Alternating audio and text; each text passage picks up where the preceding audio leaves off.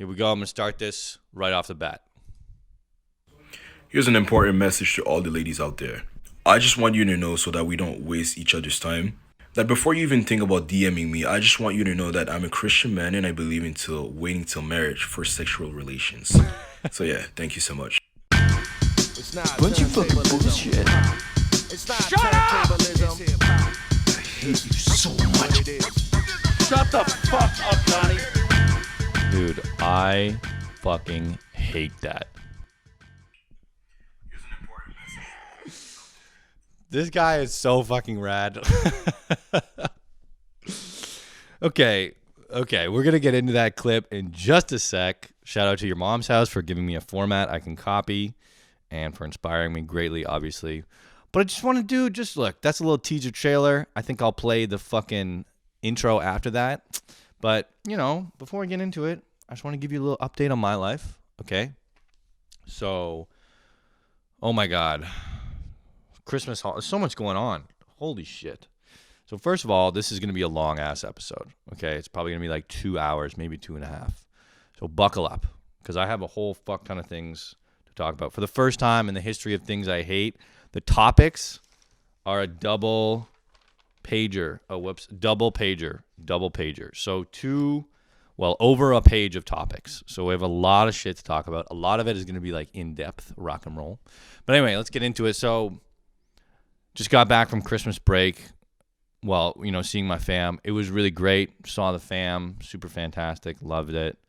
I did a break. I didn't do a recording there because it just felt like it felt weird to do it at home. But then and I was kind of apprehensive about doing another recording today. But as I got going, it's so dumb. Every time I start to get into this and I'm like, oh dude, I can't fucking wait to talk shit and just talk shit. I was in kind of a fucked up mood lately. I don't know. Going back on the holidays always fucks me up because it's I would like to have a family someday.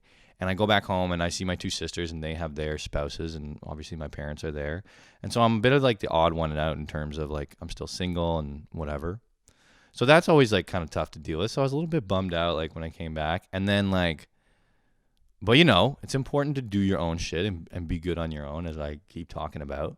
And so I was like, okay, I'm going to do this on my own. But I was a little apprehensive to start the podcast. And then as I getting into it and I'm writing all my shit down, I'm start laughing. And then I just get in a really good mood. So super jazzed to be here. Another great news is that when I was back home on the holidays, my family, they gave me good feedback about the podcast. And I was shocked because my oldest sister, for lack of a better word, is a bit of a square, She's pretty chill with all this shit. But she and her husband watched it and they were like, it's good, it's great, and they liked it. Of course, there's, they had feedback, but they were like, overall it's great. And my middle sister, she said the same thing, which was really nice. So it was just really sweet to hear my family, my parents too. My dad has been checking out some of the clips. It was really sweet to hear my family be like, dude, good job. Because, the shit that I talk about on here is not really a lot of the times it's not stuff that you would just go talk about with your family, you know what I mean? Or not my family, at least. We have a bit of a different relationship. And so it was cool to see my family see the real part of me and the shit that I actually think about and accept it and encourage it. That was really good because I think for a while I was I've been hiding a lot of my personality from my family. I think for a lot of reasons. But anyway, it was just really nice to have them see who I really am in a lot of ways and then be like, dude, that's fucking sick. So that was really great and really heartwarming. I got some fucking dope gifts. This wasn't actually a gift, this sweater, but my pops had a bunch of sweaters that were too big for him. So he was like, yo, do you want these? And I was like, fuck yeah. So I got a bunch of dope sweaters, which were great. I'm wearing this hat today. I like this hat.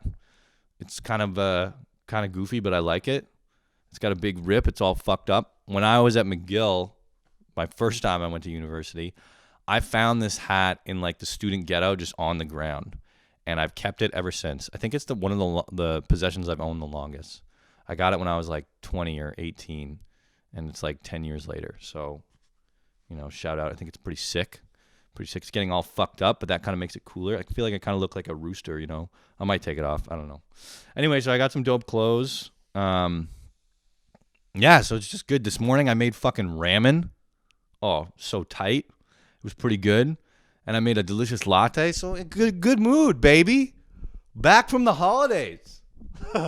How you doing, you sick, sexy bitches, you sick, sexy sluts, my brothers and sisters? Mwah, it's great to see you guys. Okay, let's get into it, Tom. Shut the fuck up, Tom. All right, cool. Okay, let's hit this jabroni one more time on the rebound with the swing wound. Where are we here?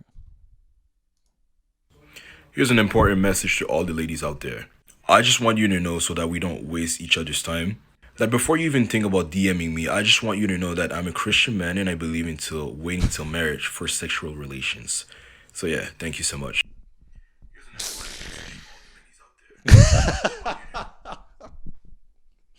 Here's an important message, you fucking dumb bitches. Now you listen up.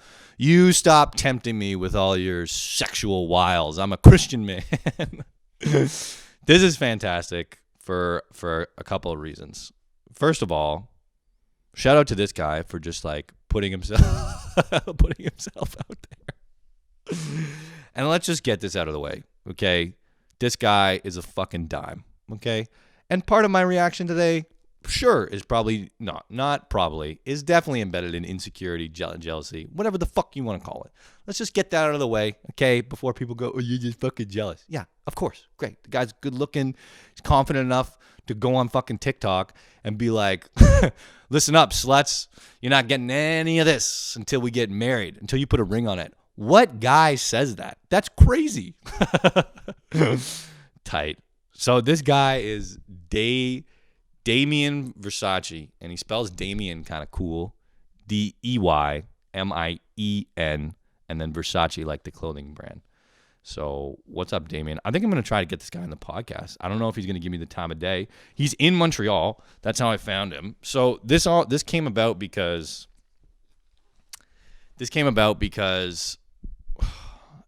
I got on TikTok to like spread my clips, boost my audience, whatever. TikTok is the fucking devil, bro. That shit is brutal. Okay, I'm an atheist. I don't even believe in God, whatever. I'm fucking atheist. I used to be agnostic and like there's a little bit of spirituality, and then I took this fucking philosophy course, an elective, and it just fucked up my whole life. And it's just like now I don't believe in anything. I just believe it's just science, and when you're dead, you're dead. So I don't even believe in anything. But I'll tell you, even me being a hardcore atheist, this is the devil. TikTok is the fucking devil. TikTok is the incarnation of the devil on earth. I don't give a fuck. It's so brutal, man. You go on there and it's just like porn. It may as well be a porn site because it's just all these fucking dimes just like shaking their hips to this music, and they're all like looking at you like, and like doing the Ahiago face. If you don't know what that is, fucking Google it. AEHEAGO. Don't ask me how I know it. I'm a fucking pervert. Okay, I fucking know it. They're doing the face, and they're like, you want to fuck me? Like shit like that. And it's just simp central, dude. It's just, for me, it's just not a place where I want to be on. And then people are like, well, why don't you just look at other shit? Okay, well, I'm only fucking human. You know what I mean? I don't know what to tell you. If I see a babe, I'm going to watch it. I'm only human, okay? So I was on there and I was looking at all these babes, and then it's just depressing because you're just like, what kind of fucking degenerate am I? I'm looking at all these hoes, right? Not to slut shame, but just like, I don't want to spend my days just staring, like ogling women online. And then so I'm like, okay, I have to be on this app to like spread my clips. So I'm like, I'm going to try to like look at other shit. So I like put in the Montreal hashtag just to see like what's up. Really, I'm trying to see if any of these babes are around me, so I can be like, what's up, girl? Like, let's go out. But you know what? I'll give you the reason of like more pure of like, I was just trying to do a different hashtag. Doesn't fucking matter. I put in the Montreal hashtag just to see what's going on in my city, to see, because I was truly curious, is like, which one of these motherfuckers is like around here? And I got, there was some funny shit. But this guy was the best. This guy, he's in Montreal, and he's just like this babe dude. And let's see if I can find some other good shit here. What's this guy?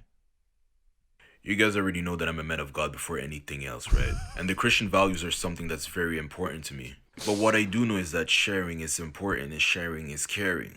You know what? Today I really liked how I look, so I just wanted to share that with you guys. So yeah.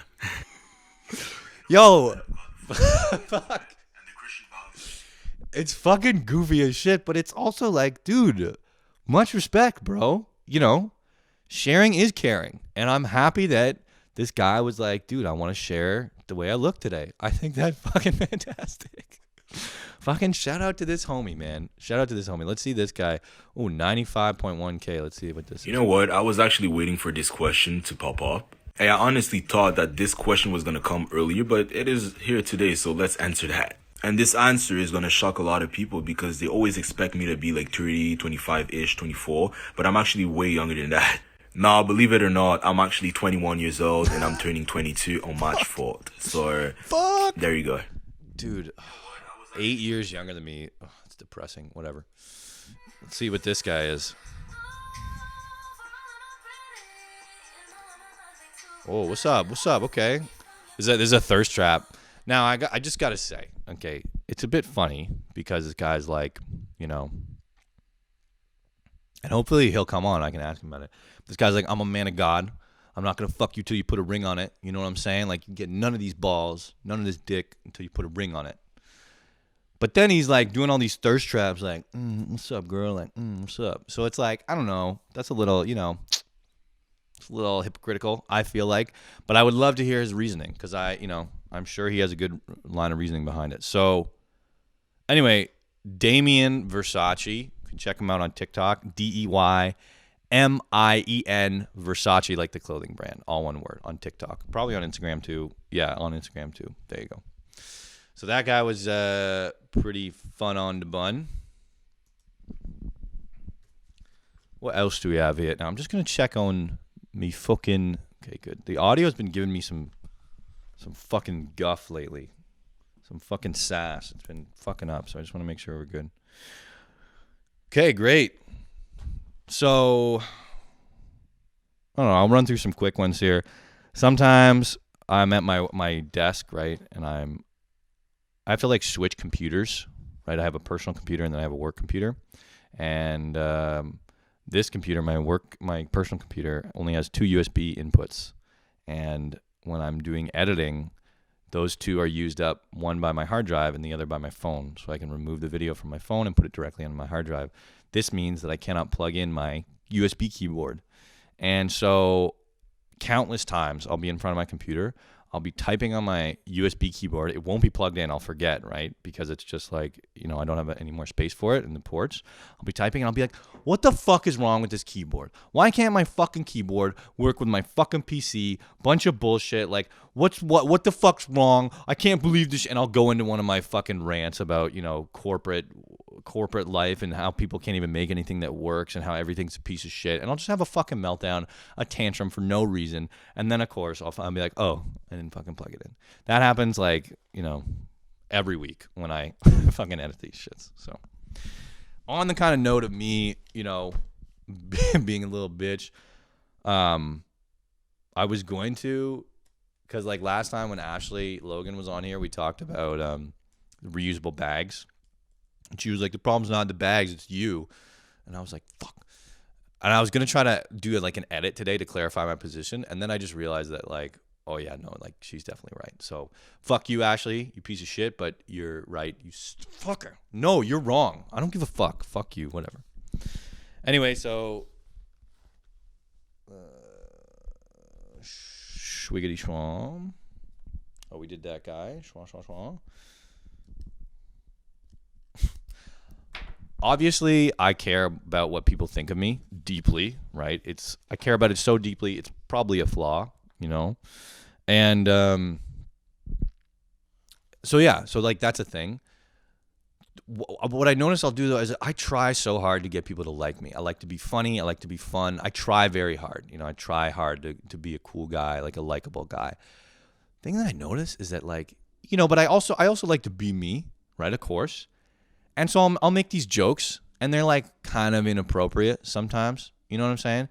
And sometimes like maybe I'll make a joke and it'll be inappropriate. And like it won't get the reception that I want. You know, it won't like land as well as I want. So instead of like just being like, oh, that must be like a barometer of like the room, and I'll just like back off a bit. Sometimes I'll just double down and repeat the joke again later. You know what I mean? Like I was hanging out with some friends of mine, and I just started to get to know them. And then one of them was like, oh yeah, like we were just talking about life and shit. And she's like, yeah, like, you know, I'm bisexual. It was kind of hard for me to talk to about it with my parents or something. And I'd be like, yeah, that would be hard. That would be hard. Because like it would be tough for you to be like, Mom and Dad, I like big booty bitches. What's up? And that was a stupid joke, right? But I just thought it was hilarious. And then she was kind of like, yeah, like that's all right, I guess, you know. And she didn't like laugh enough as I wanted her to. And so then I was just like, so then later I was like, I said something like, oh yeah, like remember like big booty bitches, and I repeated it again. And of course she behaved the same way. It's not like her fucking taste in humor is gonna change in whatever 30 minutes. So I just thought that was weird about how I really want people to like me, but sometimes I just get in this like, you're gonna fucking laugh at this joke whether you fucking like it or not. So that's that. Oh man, I'm hard on myself. I think that's pretty obvious. I have a lot of standards, like ideals for what my life should look like. And one of them is like, you know, not a lot of screen time, like be healthy, do like fulfilling activities, blah, blah, blah, blah, blah, you know. And fulfilling activity would include like practicing guitar, getting good at music. One night I'm like sitting playing guitar, I'm practicing guitar, and I'm thinking in my head like, oh, this is kind of like procrastination, like I should be doing other shit. And it's like, bro, when you're not playing guitar, you're literally thinking in your brain, fuck, you should practice guitar more. And then when you are playing guitar, you're like, well, bro, I should be like cleaning the dishes or something like that. So it's like, dog, at this point, I'm just like, why don't you fucking chill out, you fucking psychopath, and just like live in the moment a little bit more. Just understand that, you know, you can't get it all at once, you know, and like you're going to have to do things kind of one by one, including playing guitar. So that was just like a little thought I have.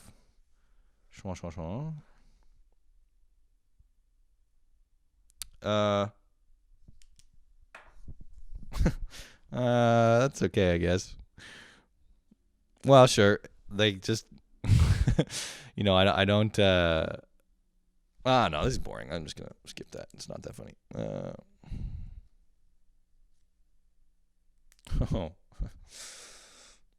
It's a privilege to be a cunt, right? Like if you have friends and family around you that will allow you to be a dick, that's a privilege. I was just thinking because like when I was at home with my parents, I was pretty good this time around. I'm trying to be, you know, less selfish, more aware of others. And I was pretty good when I went home. I was pretty what's the word I'm looking for? I don't know. Considerate. I was pretty considerate. But we were at breakfast one morning, and I forget what my dad said, but he said something like pretty innocent. I think he was just trying to he was like giving me information or something, and I was like, it just pissed me off. You know, I got the chip on my shoulder, youngest boy, and I was like, don't patronize me, Dad. And I was like totally serious, and it was like breakfast. It was like 7:30 in the morning, and you know, like he's just waking up. He's just happy to have me home for the holidays. He's trying to be a pops. And then I'm like, Dad, don't fucking patronize me, you know? And it's just like, bro, like Tom, can you just pump the brakes a bit? So that was kind of good. Oh, I've mentioned on here that I use comedy to diffuse awkward situations. That was kind of why I started to, well, not really get into comedy, but just like how I became funny. I just like humor is the best way to diffuse situations. And I just have a terrible phobia of like conflict and awkward situations, right? Because I think I internalize it. If there's like an awkward situation, I think it's my fault, which is maybe sometimes true, but like probably not usually. So, but regardless, I internalize it. So I want to fix it. So the best way to fix awkward situation is to, you know, turn it into a funny one. And so I learned to be funny in a lot of kind of awkward social situations, you know, and I learned to kind of diffuse the tension, blah, blah, blah. There's one situation that I have not cracked, I haven't figured out the code to diffuse it, to make it calm.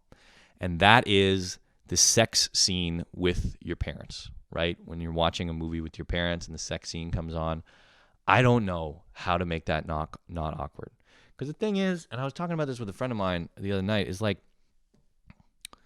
when I watch movies, I'm not a talkative guy. I get absorbed in the film. I watch the film. I like it. Good, right? So I don't talk during movies. So if you say anything during a sex scene, now what you're doing is you have now broken you've had consistent behavior for the whole movie, right?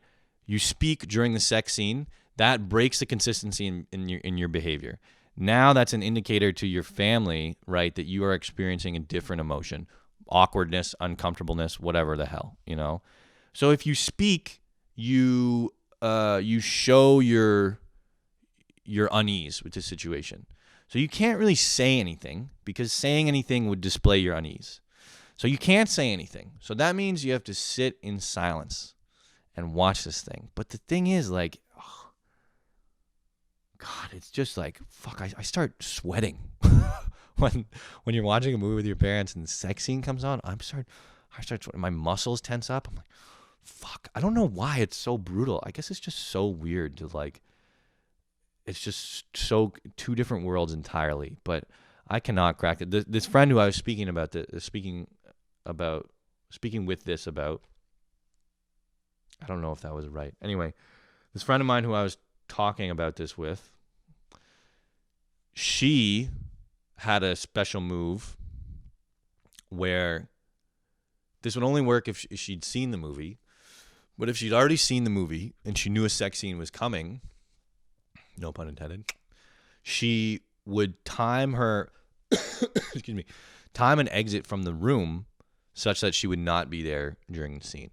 Now, this is a fair strategy, but it's kind of, you know, in the context of learning how to diffuse awkward situations, it's kind of cheating, because instead of diffusing the situation, you just avoid it, which again is not, you know, it's not too bad. But I want to learn to diffuse it because I don't want to shy away from the situation. I want to figure out how to diffuse it. So I can't yet, though. I haven't yet. I don't think I will ever be able to. I don't know. Yeah, see, this is my head's itchy. Fuck it. I'm not really a hat guy. I don't know if I will ever get that code of, like, I'm gonna crack the awkwardness situation with the parents, because it's just, you know, if you say anything, you give away your unease, like I said, but then if you don't say anything, you guys are just sitting there watching a sex scene, and I guess that's the way to do it. But I swear to God, even though you don't say anything, I swear to God, as like humans, as like animals, each participant in that scene can sense the other's discomfort, right?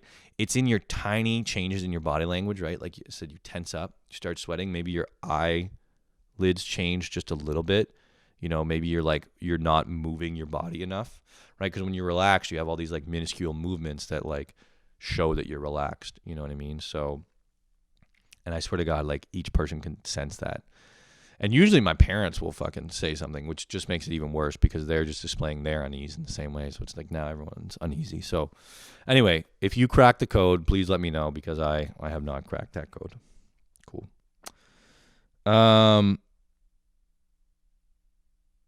That is kind of, I'm just going to leave that. Oh, just a couple things. I was doing Sudoku at home, and I had a pencil, and it was in I'm just going to turn this off. Had a pencil, and the Sudoku was in the newspaper, and I try to do it with pencil, and I draw like one number. If you don't know what Sudoku is, it's just like a number-based game. Just Google it. And I draw like one number with pencil on newspaper, and I forgot how fucking awful that felt to use pencil on newspaper, right? Because the newspaper is so thin. So using pencil, and it's just like gross. It just feels awful. Feels like you're just going to rip the paper at all time. And I thought that would be like a good burn. If somebody was being obnoxious, you could be like, dude, hanging with you is like writing with pencil on newspaper. It fucking sucks, you know? And then along the same line, like holes in socks. Bro, I got a couple holes in my socks. I forgot how much those blow. You can be the same thing. It's like, dude, like hanging with you, it's like having a hole in my fucking sock. Because I feel like it's a good insult because it's like subtle, right? It's not like you're a piece of shit. It's just like it's a real thing that causes actual discomfort, right? And is like pretty obnoxious and just like kind of fucks up that moment for you. So if you said that to somebody, it's such a tangible thing that they could be like, you know, you'd be like, you're really fucking up my life right now. You fucking hole in a sock. You fucking soft bitch ass newspaper writing on a pencil. Like, it's just it's a tangible thing. Anyway.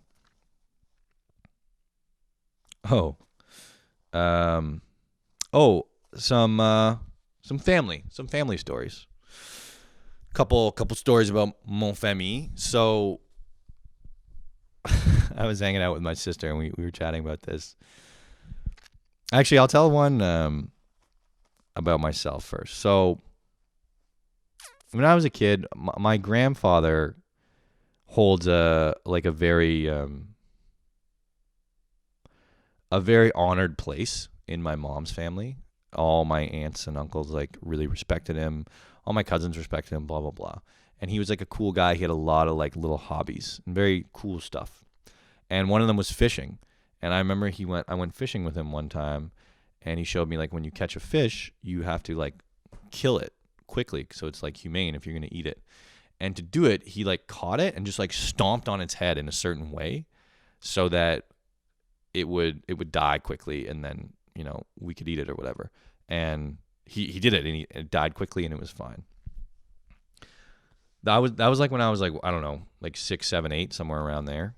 Fast forward to like my preteen, teenage years. I'm at like my family's cottage and there's a bunch of fish and I'm fishing and it's going good, you know. And then I catch this fish and I'm like I never caught a fish and eat it and I wanted to do it. So So I'm thinking about my grandfather and I'm like, oh, he told me, you know, when you catch a fish, you stomp on the fish and kill it. So I'm fishing. I catch a pretty good fish. It's like whatever, maybe a foot long. You know, it's a bass if you're an angler. I reel it in. I get it on the land and no one's around. My parents are just, you know, I'm just fishing off the dock. Like it's not like I need a supervision.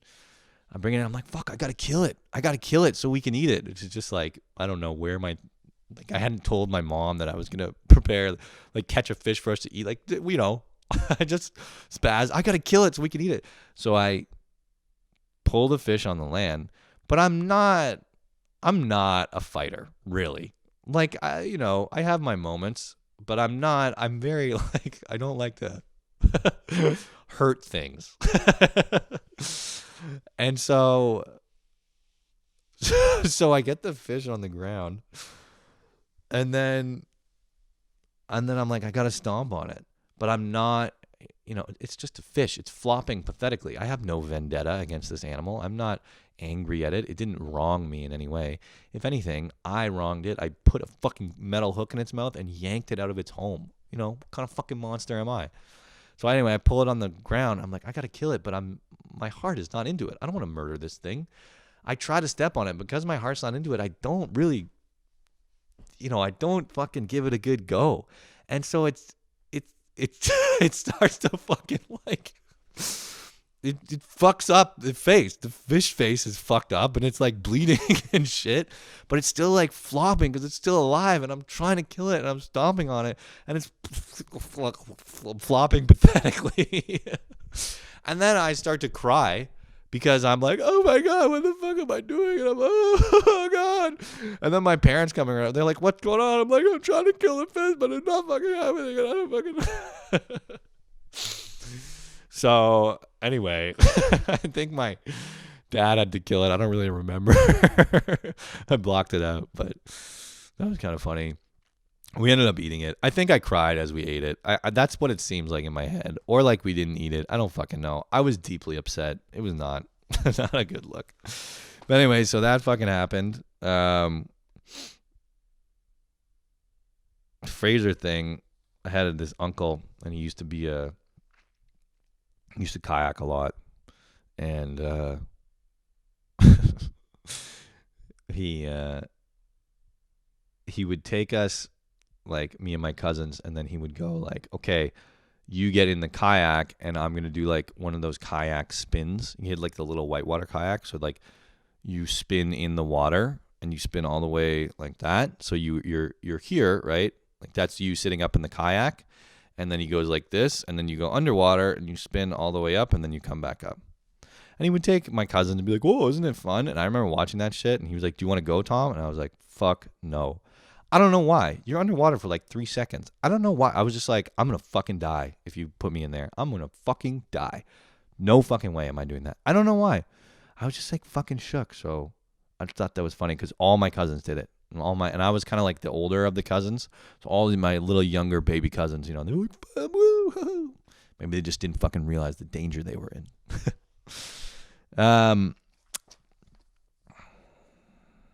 It's no secret. I think I'm fucking God's gift to the earth. I have a large ego, right? I used to work at a golf course, and I was coming home from work. And I was like, you know what? I'm gonna be nice today. You know, I'm gonna get my family some donuts on the way home because I'm such a good person. And they deserve, a gift. And I will bequeath unto them a gift from my horn of plenty, from my, I don't know. I want to say Capricorn, but that's not right. Anyway, I will bequeath to them a wondrous gift. I will delight them. So I pick up a fucking 12-pack of donuts from Tim Hortons on my way home. And I bring it home, and my parents, I was like 14 or something. My middle sister was still living at home. So it was me, my sister, and my parents. And I bring it home, and I go, hey, like, you guys. And I'm so, I'm so full of myself because I'm like, look at what I did, right? I don't say this, but in my head, I'm like, look at what the fuck I just did. Like, I just did a fucking nice deed. Like, I'm a fucking nice guy. Right? Like, I'm going to fucking put this out. I'm a fucking champ. Like, I'm like, I got these fucking donuts for my family. They're going to enjoy this shit. They're going to be so grateful. They're probably going to cry because it's so fucking good. And I like bring the donuts. And I'm like, you guys, I got donuts. And they're kind of like, oh, yeah, cool, thanks. They're kind of just like, yeah, thanks, man. Like, that's great. Of course, they're not like, oh, my God. Like, thank you, Tom. You're God's gift to earth, But I see it, I'm like, that's right, like, I got you this shit. And they come down, and I open up the donuts, and I'm like, please, be at peace. Please, a gift unto you, my children. Please, eat of my gift. Eat these donuts that I bring to you. And my mom comes, she takes some donuts. In real life, she just goes like, oh, yeah, thanks, Tom. In my mind, she goes like, oh, thank you, Tom, for this wonderful gift, right? My dad comes, he takes a donut. Oh, thank you, Tom. Thank you for this wonderful gift. Oh, thank you. I go, yeah, no problem. It was nothing, I asked my sister, I'm like, yo, Caroline, aren't you gonna come get a donut, right? Because I'm ready to bask in my glory of charity. I'm ready to bask in my glory of charity. She's like, yeah, like I'm in the shower or something. She's like, I'm gonna get one in a bit. I'm like, okay, cool. I go fuck off, do something else, right? I think I'm playing video games. I come back a while later, and I'm like, I'm gonna have a donut. I want another fucking donut. I go back, get a donut, look in the box. As I open the box, what do I see? Each of the donuts has a small sliver sliced out of it and missing. I fly into a fucking rage, right? Who dares to disgrace my gift to my family in such a way? Who dares? Who dares deface my blessing of this fucking morning? I yell at my sister, Caroline, fucking sliced up the donuts. She's like, what? I just wanted to taste each one. What the fuck? I got so fucking mad at her. It's just funny because, like, in retrospect, like, it's like, dude, why don't you chill the fuck out? They're donuts. Just let people eat it. I mean, I'm not going to lie. On Caroline's part, it was kind of a dick move to be like, I'm going to sample each one. Like, okay, princess, it's not fucking each donut for you.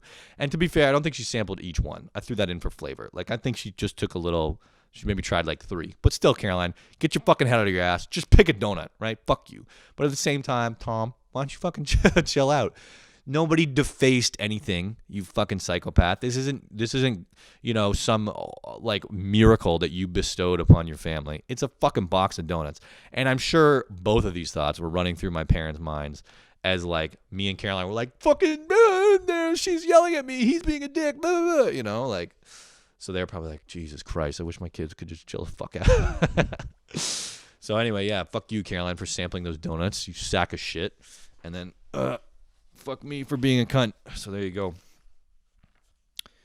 And, dude, so yeah, the past couple weeks have definitely been like a shrooms retrospective. And actually, the episode I'm going to be putting out today is a summary of my shrooms trip, which was pretty fucking rad, but also fucking pretty devastating and brutal in a lot of ways.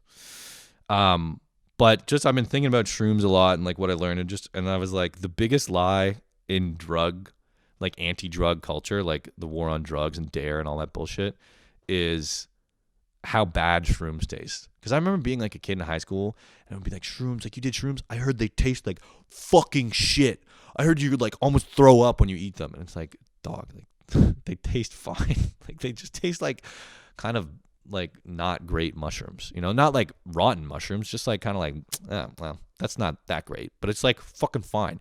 You have like a drink of water or like, drink of orange juice and you're like, it's fine. It's fucking fine. So I just thought that's hilarious, like how popular that lie is and how like extreme it is and how false it is. TikTok is the devil. Already talked about that. Cliches are true. I keep finding out cliches are true. Who fucking knew? But I was just like back home for the holidays and like all we were eating was like meat and like bread, right? It's like meat, bread, and sugar. It was like we had chicken, right? And then there would be like bread to just like have butter with. And then it would be like a fucking, tortilla pie, and then it would be like, fruit cake. And then, it would be like, oh, this is like mashed potatoes. And it's just like, because it's winter, it's hard to get like green vegetables, like fresh green vegetables. And so I was just feeling like shit because I was eating, because I'm pretty I'm sensitive in all aspects, including my food. Like I'm pretty not picky. I love the way everything tastes, but I just like, I watch my diet a lot because I can easily, I don't feel good easily. I can get like nauseous and just uncomfortable. So I like to pick foods that make me feel nice after I eat them. And so, we're at home and we're just like, there's all this stuff. And it's not even like the food my mom was cooking was bad. She's an amazing cook. But it's just like, there was all this food so readily available to me, right? Because it's just like sweets in the pantry, just fucking ice cream, it's just all around. And it's just not shit that I buy on my own. Just because like, I like to save money for the good food. And it's like I said, I like to kind of watch what I buy. And so I had all this stuff around and I was just fucking gorging myself, and then you just feel like shit and nauseous. And then I was like thinking about all those stupid like boomer cartoons or like boomer humor, that you see online where it's like all the punchline of all the jokes is like I hate my wife, or like I'm getting fat or out of shape or like I smoke too much. It's all jokes like that. And then all the jokes are like, oh, home for the holidays, I'm getting fat, gotta like undo my belt, you know what I mean? And yet here I was home for the holidays getting fat, like undoing my belt. So I was like, oh, not so much of a generation gap, is there?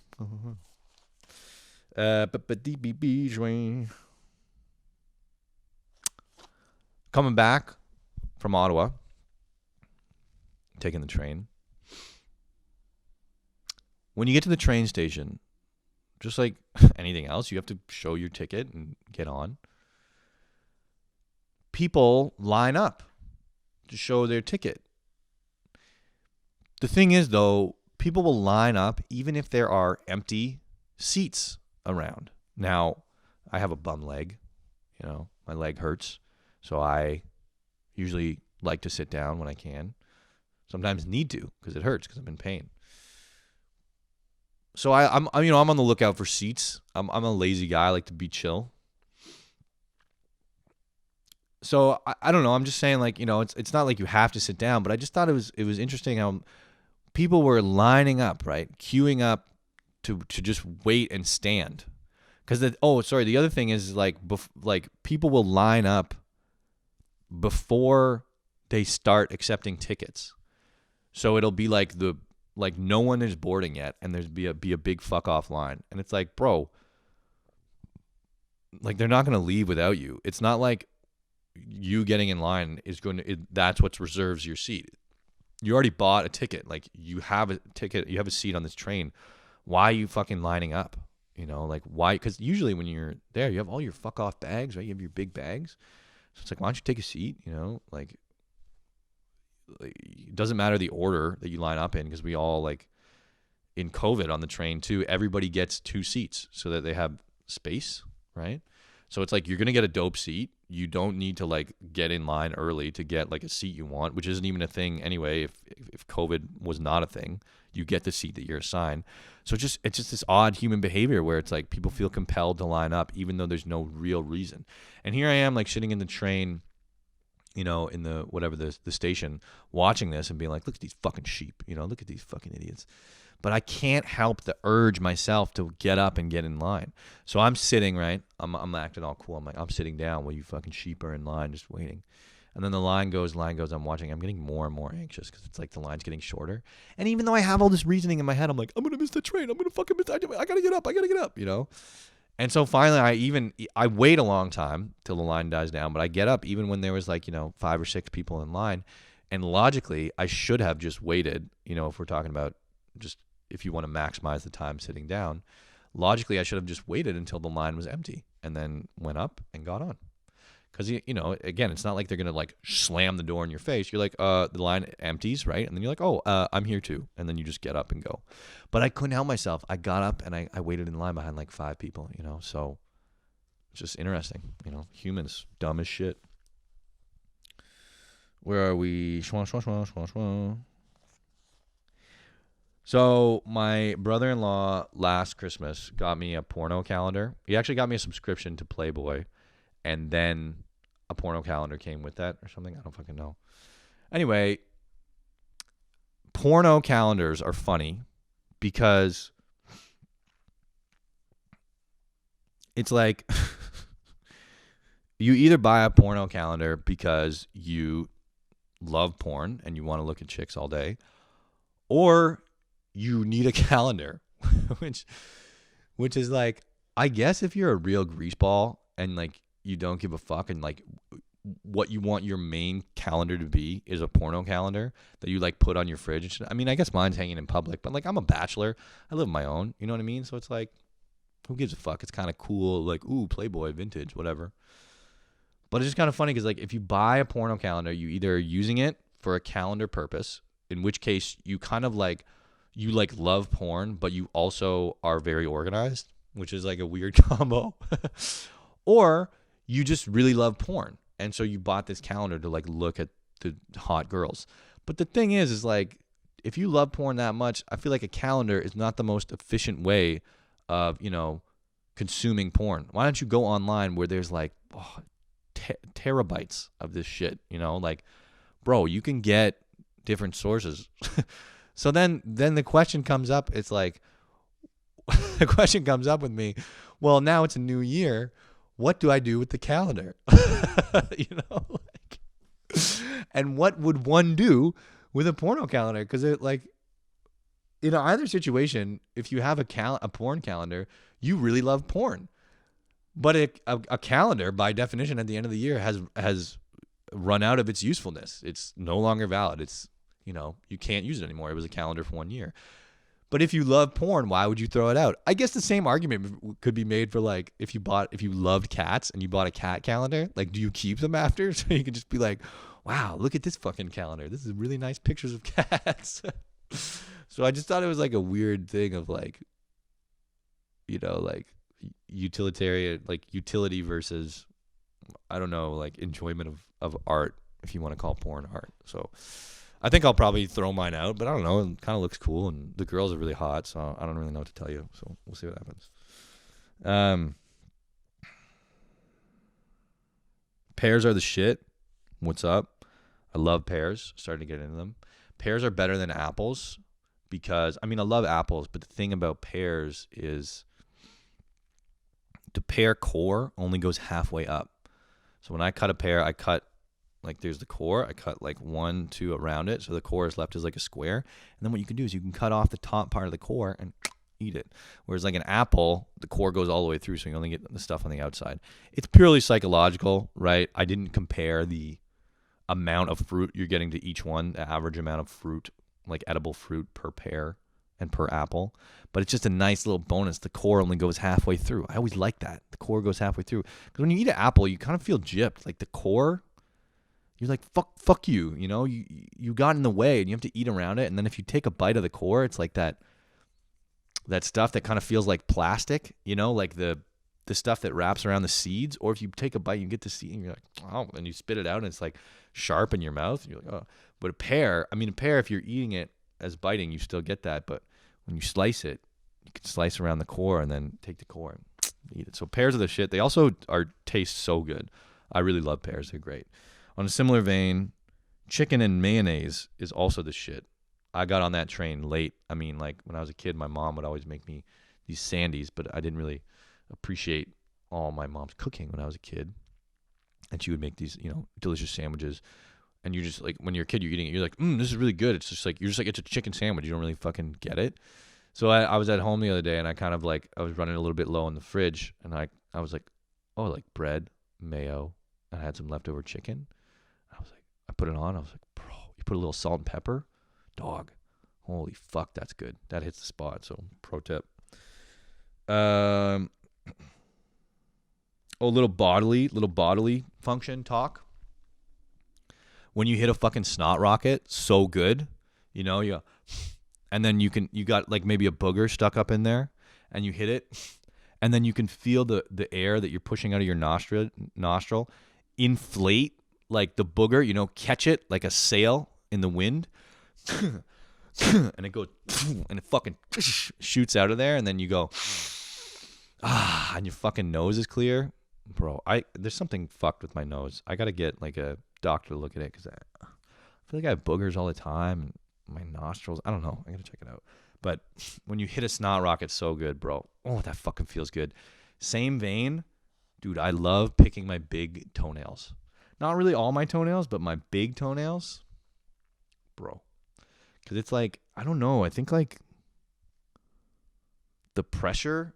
There's like pressure all the time because you put so much weight on your big toe, and then as you peel off the toenail, it's kind of like, oh, like relieves a bit of the pressure. Dog, I don't know, it just feels so good.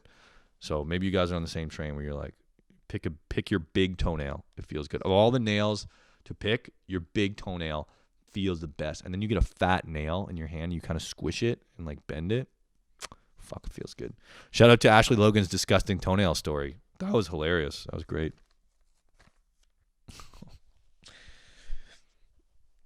This is kind of fucked, but it's like, I was just thinking to myself, like, I talk to myself a lot, and when that's why I like living alone, because you can just say the most weird shit on your own. There's no one around to judge you. You know, you can just be like, blah, blah, suck my dick, fuck you, I'll eat a dick, whatever. You can just say whatever the fuck you want, whatever crazy thought comes into your head, and nobody's there to judge you for it. It's great. And you know, like, sometimes if I get gassy, you know, you feel like a fart building up. And then when you fucking get it out, it gets out in just a good way, you know, and it just feels really fucking good. And you're like, it just fucking feels good, you know, it feels really good. It's not too wet. It's just not too dry. It's just a good one. When you have a good fart, you know. And sometimes when I get some of those, I'll fart, and then I'll be like, oh yeah, you fucking like that, you slut. You know, I'll be like, oh, you fucking like that? Oh yeah, fucking, just a good fart. It just fucking feels good, and I don't know why I'm like, you fucking like that? Yeah, you slut. Oh yeah. And there's nobody around. I'm talking to myself. I'm like, I think I'm talking to my asshole. Really. I'm like, you like that, you slut? Oh yeah, you fucking slutty asshole. You know, it's crazy. It's fucking crazy. But it's just like, dude, I don't know. It's just what I want to say in the moment, and there's no one around there to judge me, so it feels good. So I just thought, like, you don't realize how crazy you sound until there's other people around you, right? Like, imagine if I did that in front of you. You know, you would just, maybe we're living together, and you're like sitting like just reading or watching TV, and maybe I'm in the other room, and you just kind of hear like, "You fucking like that, slut?" And you're like, "What are you doing?" And I'm like, "I'm just having a fart, you know. I just had a good one." "You like that, you slut, bitch? Yeah, you fucking slut." That'd be pretty crazy. You'd probably want to move out after that. So anyway, oh, bro.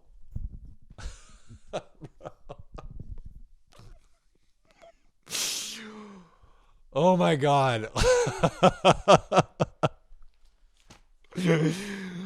Okay, I told you I work in tech support. Oh, please have the audio still recording. Okay, excellent, great. I told on here that I work in tech support. One of the funniest things that I see in tech support, so like sometimes in tech support, we have to get on this program called TeamViewer, which lets me see your computer and like control your computer. I can see your desktop, and it's a remote desktop application if you're familiar with that. So I can see your computer screen and I can control it. I can use your mouse and type in whatever I need to do. And sometimes, we'll get on that, and then the call will disconnect, because I'm on the phone and I'm on TeamViewer at the same time. And the call will disconnect for whatever reason. I don't know. Maybe they press hang up by mistake. Maybe my internet connection like gets a blip or whatever. You lose them on the phone, but you still have them on TeamViewer. And so like what happens?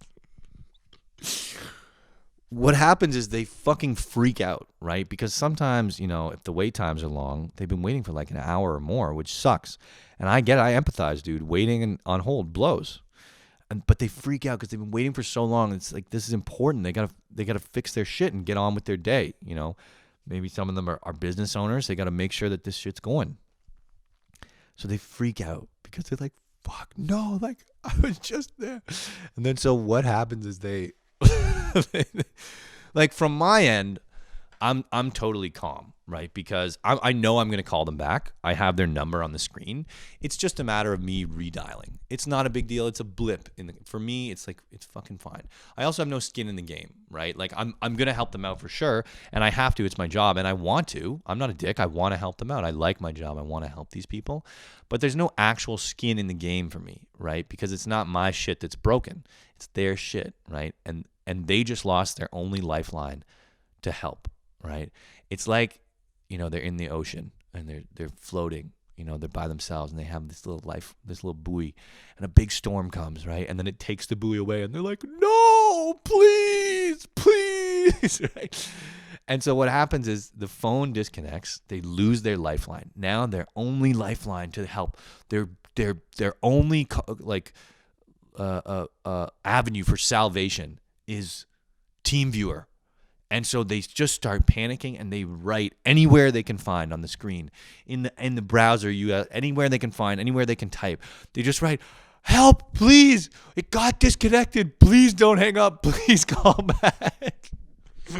And so you just see, it just kills me because like they're so desperate, and it's hilarious because it's just on my end, like I'm going to call them back. It's fine. Nothing is going wrong. But they are freaking out, and I empathize with them greatly. But it's also hilarious for them to see like just typing slowly, right? Because a lot of them are not very computer literate, and they're like, "Help! Don't please call back, phone disc," and you can just feel their panic from across, and it just kills me. It kills me. Anyway, I call them back, and then I call them back, and they're so great. They're like, "Oh, thank God." That's what they do, really. Like they sigh like that. And I totally get it, man. Like I'm not trying to be condescending. I've definitely been on that end where you lose tech support and you're like, "Fuck." Because it's like, means you have to call back and re-explain the problem, but it just kills me when they're like, "Oh my God, please no, please call back." And you're like, "Don't worry, it's gonna be okay." Kind of why I like my job, because people are so thankful. So there you go. Anyway, we're on to page 2 now. Oh my goodness. Oh, this is kind of a funny thing, kind of a real thing. I wish I was harder to reach. Sometimes I feel like I'm a bit too available. You know what I mean? Goes back to making sure like I'm being good on my own, sufficient in my own life. Just feel like sometimes I answer responses a little bit too quickly. When people message me on whatever platform, I put that a kind of maybe a too high a priority. You know, maybe I stop what I'm doing. I got to write them back. It's very OCD. It's very like, I got to write them back. I got to hit them back. I got to hit them back. I got to get that notification off. I got to get that away. So it's a bit OCD. So I think I'm going to try to chill out on that and just be a little bit harder to reach. Oh, this is a story about when I was living with the frat homies. We're chilling out one night, you know, just me and the boys. And this is just in relation to all the crazy shit that people who smoke weed do. You know, there's all this crazy shit. And it's like, you know, like you got to roll the joint just perfect. You know, you got to roll the joint just perfect. You got to get the bong with the double boiler action in the fucking bong. And people are like, if you smoke out of a bong, it's way better than the fucking vapor cooled by the ice and all this shit. Look, I don't smoke that much weed. So, as usual, I'm not the best person to speak about this subject, and I don't have a lot of knowledge about it. But I don't give a fuck, because that's my whole podcast, so suck my dick. So I'm just going to say it's fucking crazy, all the shit that goes into weed, right? Now there's all this crazy shit, these edibles, oils, fucking lotions. You rub it on your dick, you get high. You rub it on your balls, you get, I don't know. You know, you put eye drops in your eye. There's all this shit. It's like, bro, how many ways to consume THC do you need? It's kind of interesting because it's like, there's not that many ways to consume alcohol. I mean, you know, I guess it's like there's a bunch of different alcoholic beverages, wine, you know, there's a ton of beverages like that. So I guess you can count that. But they're all beverages. You know, you can't, I think there's some kind of vapor alcohol that you can inhale.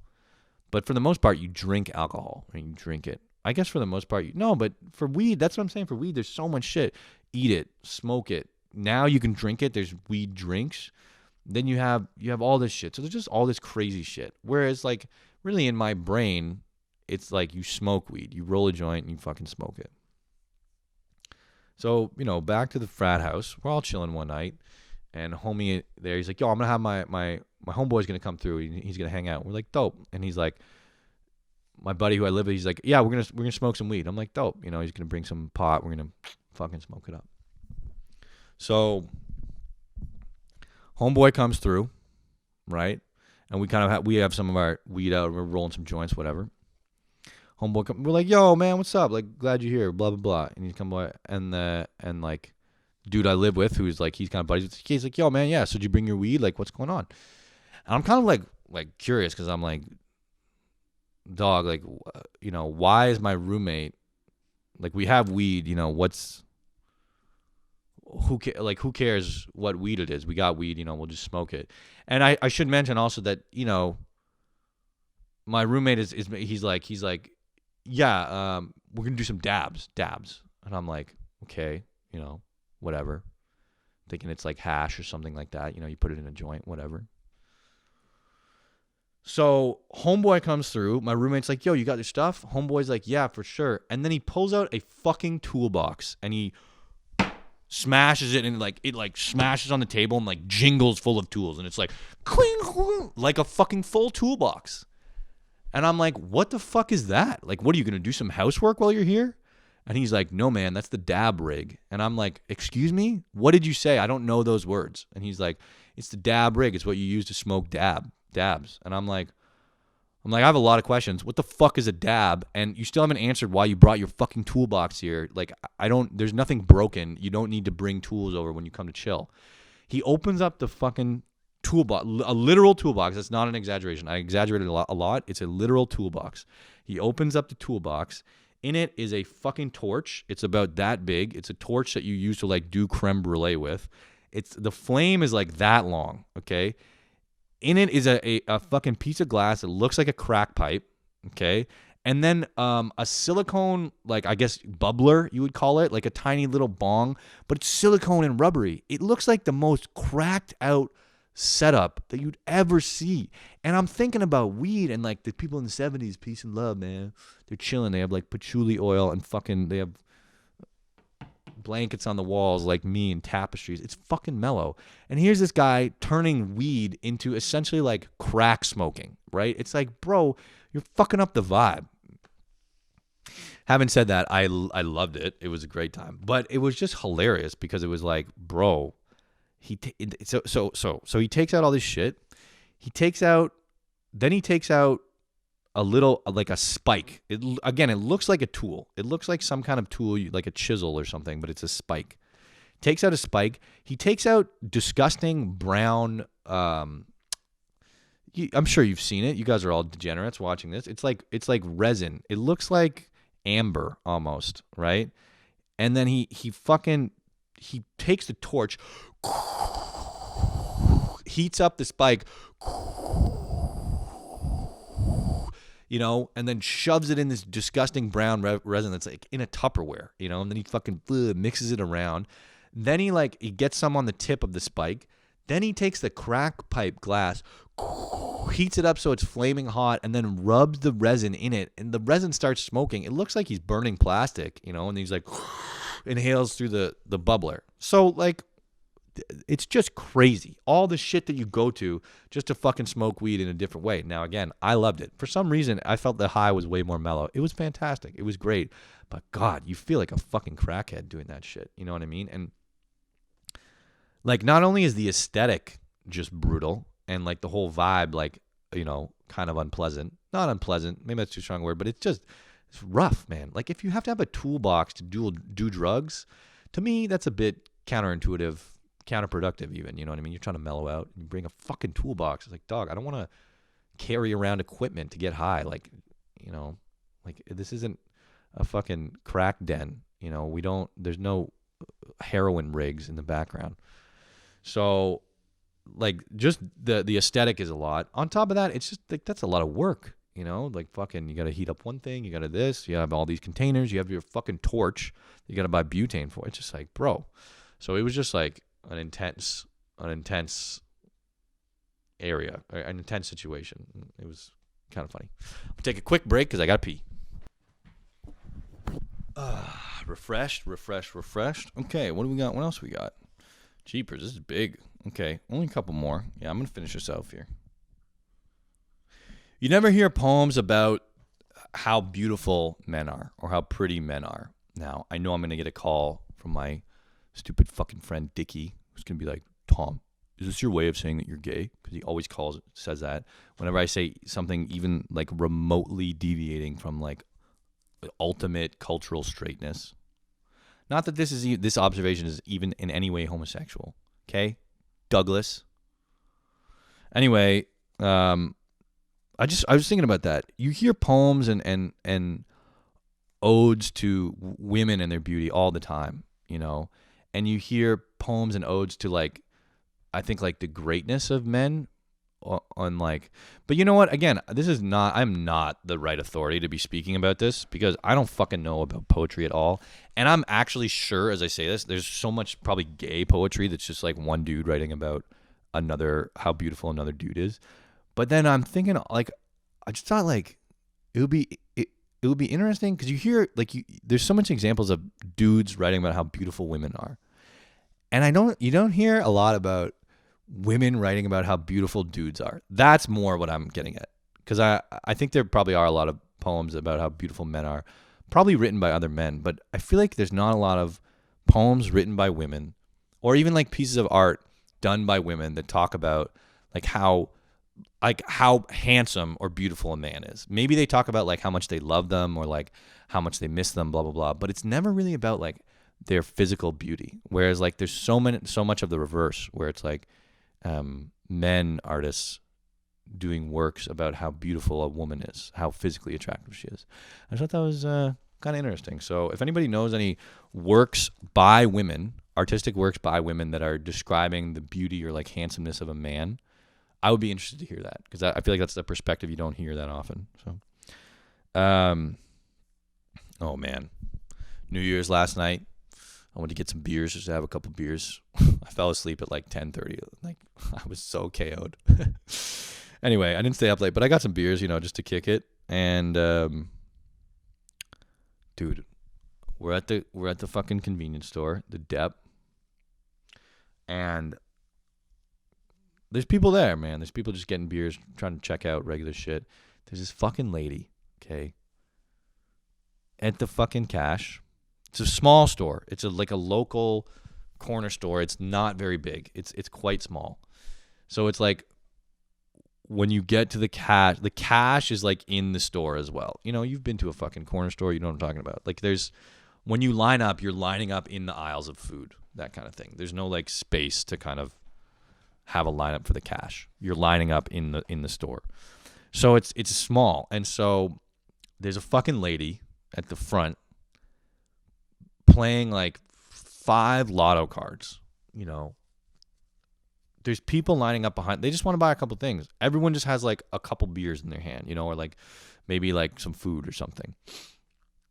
Everyone just wants to get their shit and get out. It's fucking New Year's, you know, and here's this fucking lady playing lotto cards, holding up the line. Not only that, she's kind of like disputing like the results of the lotto cards with the fucking poor like shop owner. And the shop owner, like, I hear the shop owner saying, like, I don't know what to tell you. Like, it just came out like that. And the person's like, okay, well, fine. Like, I guess I'll accept it. You know, the lady. And it's just like, dog, like, can you just get the fuck out of here? Like, what are you doing? You're playing lotto on the fucking 31st of December alone in a corner store? Like, dude, I don't know. I maybe I'm being judgmental, but that seems pretty miserable. You know, like, I would not... If I was at that point in my life where I'm like, yo, you know what I'm going to do on New Year's is go alone to a corner store and hold up a line and play lotto. Dude, I wouldn't do that because, like, that would be showing to everybody how miserable I was. So it's like, bro, if I'm that miserable, I'm just going to hide and do something. It's like, anyway, it was just like fucking, I'm like, part of me wants to be like, what the fuck are you doing, lady? Like, first of all, nobody wins a lottery. Like, it's this fucking scam, right? It's like 1 billion to 1 odds or whatever it is, you know. So it's like a total scam. Second of all, look, if you want to fuck around and play lotto, I get it. It's fun, you know, whatever, to throw the dice once in a while. But don't hold up the line on New Year's Eve debating the winnings of the lotto with the store owner who couldn't give less of a fuck, you know. Like, what do you think the store owner's trying to cheat you out of your money? Like, no. So it was just like, I was just like, dog, like, what are you doing? It wasn't even like, fuck you, you're an idiot. It's just like, yo, what are you doing? Like, don't be here doing this. It wasn't like she was stupid. It was like pitiful. It was like, bro, like you shouldn't show this. You shouldn't show this. You should hide this. You know, hide this away. Like, don't do this. Play online or something. Don't be this person holding up the line playing lotto, bro. That is not a good look. So anyway, Happy New Year. You know, I'm a pretty weird guy. Got a lot of shit going on, whatever. And it affects me sometimes because, you know, sometimes I feel kind of very isolated because I'm like, I have all these crazy thoughts and you know, sometimes I feel like very different and it's not nice because it's like isolating. Sometimes it's great because it's like, fuck you, I'm wild. But it also, you know, it can be tough. So the other day I was just like washing my dish. And I was just doing my dishes, and then I was just washing them, and I was just like, oh, I'm just a regular guy. I'm just a regular guy doing my dishes, and, you know, like, that's great. And I just felt really regular, so it was really nice. Fuck you. Don't say I'm weird. I don't give a shit. Fuck you. Oh, yeah. When I moved into this place, the last guy who was here, he left like a fuck ton of shampoo. I don't use shampoo because my hair is naturally perfect and beautiful, and I don't need to touch it because I'm gifted and excellent, okay? But... he used shampoo. What a fucking loser. But the thing is, like, he had all these shampoos. There's about 8 bottles of shampoo in my fucking bathroom that I'm not going to use ever. Shampoo, conditioner. Most of them are 3-in-1 shampoos. And then I was looking at this and I was like, the fact that most like male products are like 2-in-1, 3-in-1, what does that say about society's view on males? You know, that men are so stupid that we need a 3-in-1 thing. It's like body soap, conditioner, and shampoo. You don't even have to think, dumbass. Just grab this and smear it all over your body, and then you'll be clean. And like, people are like, you know, I'm a man. I don't know how to clean myself. And it's like, it's just, I was looking at all of them, and a bottle after bottle, 3-in-1, 2-in-1, easy use. Don't worry about it. It's soap, fucking idiot. Just put it wherever you want. Put it up your asshole. Put it on your balls. It doesn't matter. Just like, What does everyone think? We just can't take care of ourselves, so that we'll just smush all the products in one bottle, so it's easy for the big dumb man to fucking do it.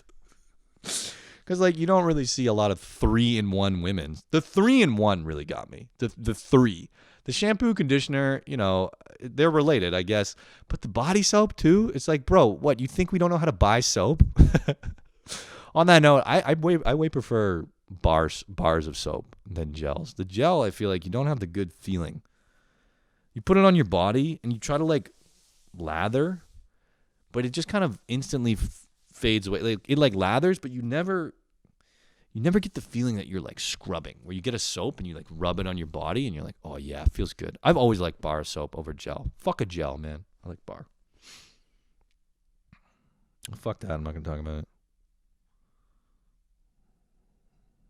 Pants saga. No recycling. No, I'm not going to talk about that. I'll do that next time. Or maybe not. Well, I just saw this video, and it just turns out that, like, most shit you can't recycle. Like, you know those icons on plastic that's, like, look like a recycling icon and have a number in them? I always thought that was, like, used at the recycling plant to tell, like, which type of plastic it is. And it is what tells what type of plastic it is.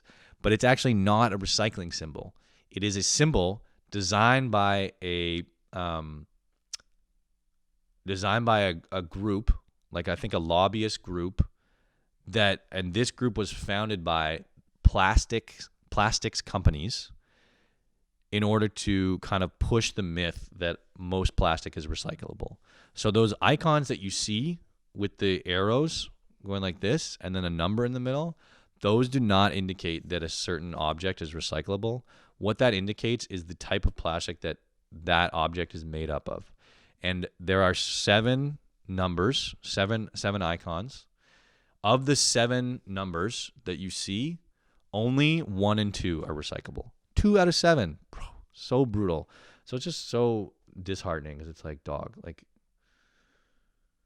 you know, I feel like my generation is really trying hard to not fuck up the planet. It's a big statement, but, you know, in general, we're conscious of the planet. And you just, you know, you recycle, and you should still recycle because some action is better than none. But you're recycling, you're trying hard to split all this shit, trying to focus up. And then you find out that some fucking cunt group that was made by some fucking cunt boomers back in the day, some white old cunts who probably took a bunch of bribes. You know, it's bullshit. The system they made is bullshit, and it's not helping, and it's just going into the landfill. And you're just like, fuck, you know, again, like you just can't catch a break. So it's just like fucking brutal, and I wish it didn't exist. I wish there was actually recycling and they stopped using plastic so much.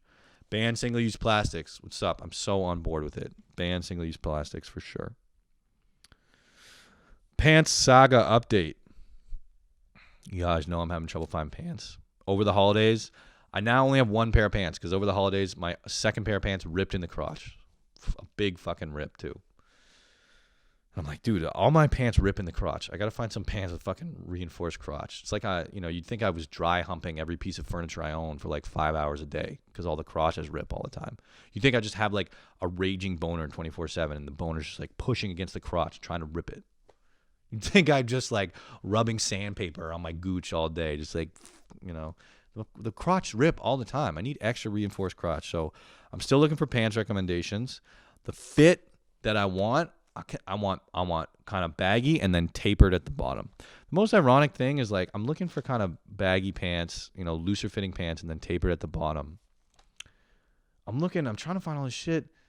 The illest pants, the dopest pants that I can see are made by that fucking Instagram fashion company, Bang Good. Maybe you guys have seen those ads on your feed, but it's some sketchy ass like China knockoff bullshit that I really don't want to order from. But the thing is, the fashion is perfect. It's exactly what I want. But it's like, dude, I don't want to, because it's, you know, that seems sketch as fuck. But I'm like, man, how did the fucking sketchy ass bullshit knockoff company get the look so right? Like, what the fuck? You know, they just nail it. So I was like, fuck. So I don't know what I'm going to do. Still looking for pants updates. Shout out to Marky Mark for the Doer recommendation. I checked it out. They look a little tight. I'm not going to lie. I'm not against it. They look a little tight. You know, I'm just, I have enough tight pants. I want to get some looser shit. So anyway, I've been stretching to like try to alleviate my leg pain and just be healthy. Woke up today, I was like sore from stretching. What the fuck, man? Isn't that not supposed? It's supposed to make you not sore. Like I stretch my legs, and maybe it's not from stretching. Maybe it's just like from standing or sitting or something. I don't really know.